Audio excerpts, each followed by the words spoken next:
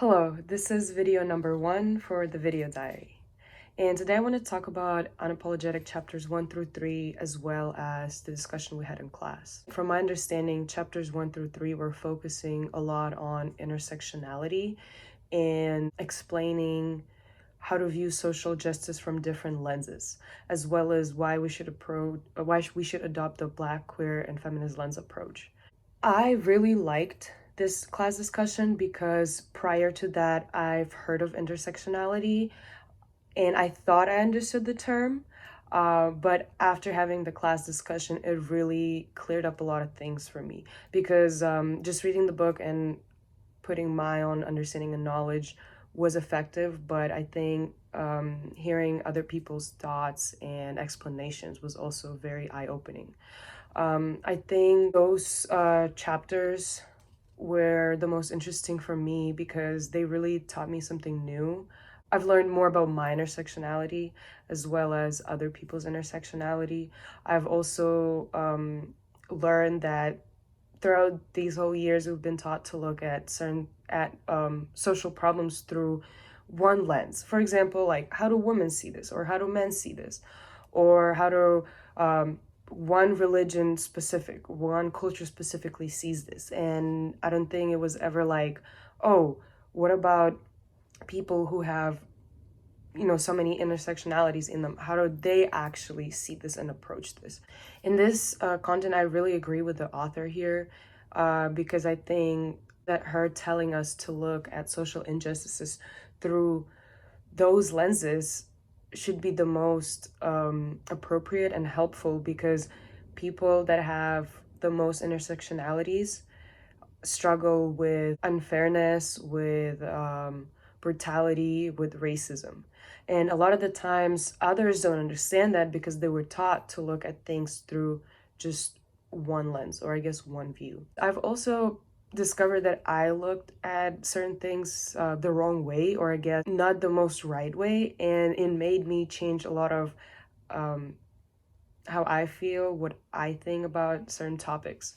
So it was very educational, and I really liked the discussion, and it was really interesting to hear everyone's opinions.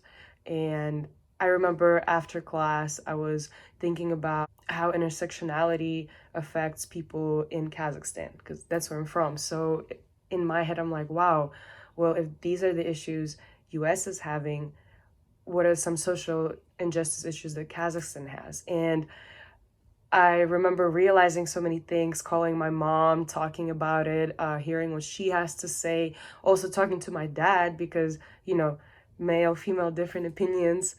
It was just very interesting how just 3 chapters in a class discussion made me rethink a lot of what I thought was different and also apply that knowledge to other aspects of my life. This is video number 2 for the video diary, and today I wanted to talk about the storytelling workshop, as well as some parts of the unapologetic that I made a connection with storytelling and that stood out to me. So first I want to start off by saying that I really enjoyed the guest speaker. It was really interesting, and I've learned a lot of new things while I was listening about storytelling, as well as listening to her mom. And I've actually made a big connection between my culture and storytelling, because in Kazakhstan, when we were colonized by Russia, and before that, when we were colonized by Mongolia, there were times that we couldn't write or speak our language because we were banned to. We had to learn a new one. And this is where storytelling started, I'm assuming. Since we couldn't write or speak our language, we had to do it very secretly. And the stories that went on were oral stories. Seeing that there's so many other, I'm sure there's so many other cultures out there that had storytelling in history. That's how they passed history on. So making that connection made it super interesting because, I made it personal. Helped a lot. And another connection I made was with unapologetic. I don't remember which chapter it was, but I remember the author talking about, I believe it's called freedom dreaming or future dreaming. not sure which one it is, but the concept is that back in the day, the enslaved persons were freedom dreaming about, the future, about a better future, about a free future, and that would ultimately push them to break stereotypes, to break borders, to find social justice. And that's what the author was also telling us to do as readers, is to never forget to freedom dream, to want better future, to want to change something, because then we get too comfortable and we start to think that, oh, okay, if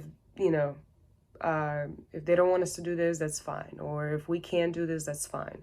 And we are lazy, scared, too comfortable in our seats, and we don't see that there's bigger issues. And that's why it is important to freedom dream. And that brought me back to storytelling and understanding that I feel like freedom dreaming, it was something that also pushed storytelling as a concept in oral history.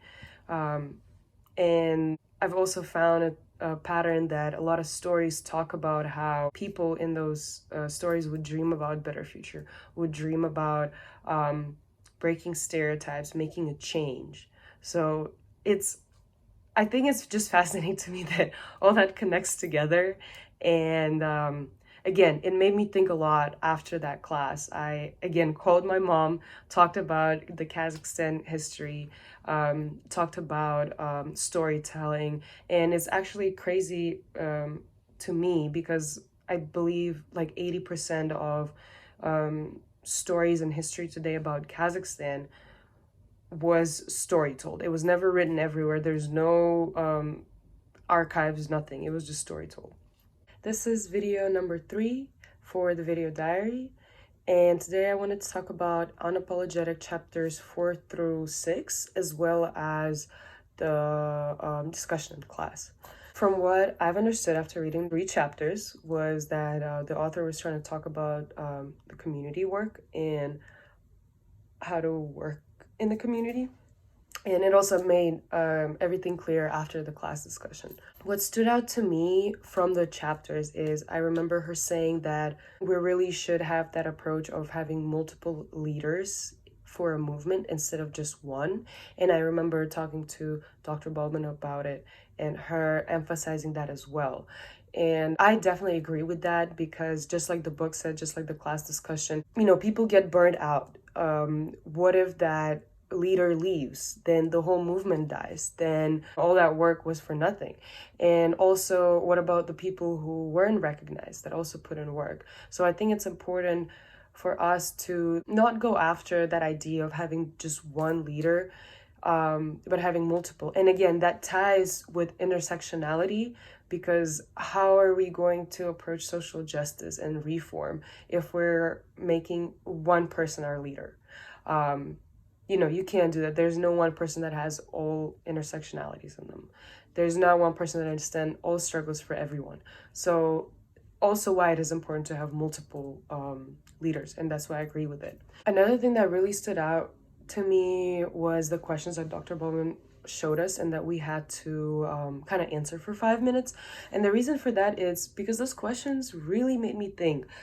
Something like, what if you achieve one of the goals for a movement, what is your next step? Then what is your ultimate goal? What are you going to do after you've achieved all your goals? Like, how will the movement change? Will the movement die? Will it evolve? So it's something that made me think, and I really liked it, because I honestly couldn't answer a couple of questions there because I truly didn't know, and I still don't. And that's why I think it was a really cool discussion, because it made you think again, it made you rethink, adopt new approaches and stuff like that.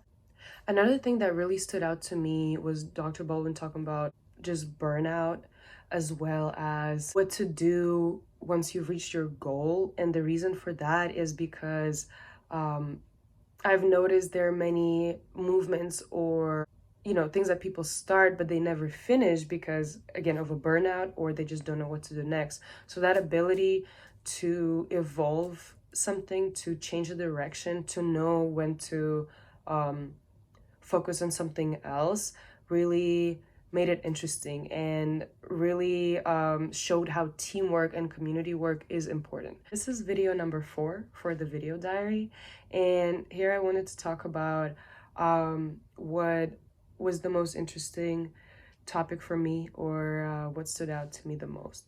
And I think that would have to be the topic of intersectionality, because as I said previously in the very first video, it was the most eye-opening for me. I've learned so much. I've changed the way I see things. Now I also look at things through different lenses, or I try to. Every time I have an opinion about something, I also want to ask different friends of mine. And it's actually fascinating how many, like, not really heated discussions, but very interesting discussions where people were so involved had. And I've also asked them, I was like, well, what if we look at it from a different view? Or what if we look at it from a different person's view? And every time I ask that questions, people are like, oh, you know what? That's actually true. You know, like, it's different now. So I see that I see what the author means when she says that we need to adopt the approach of Black, queer, and feminist lens, looking at social injustices.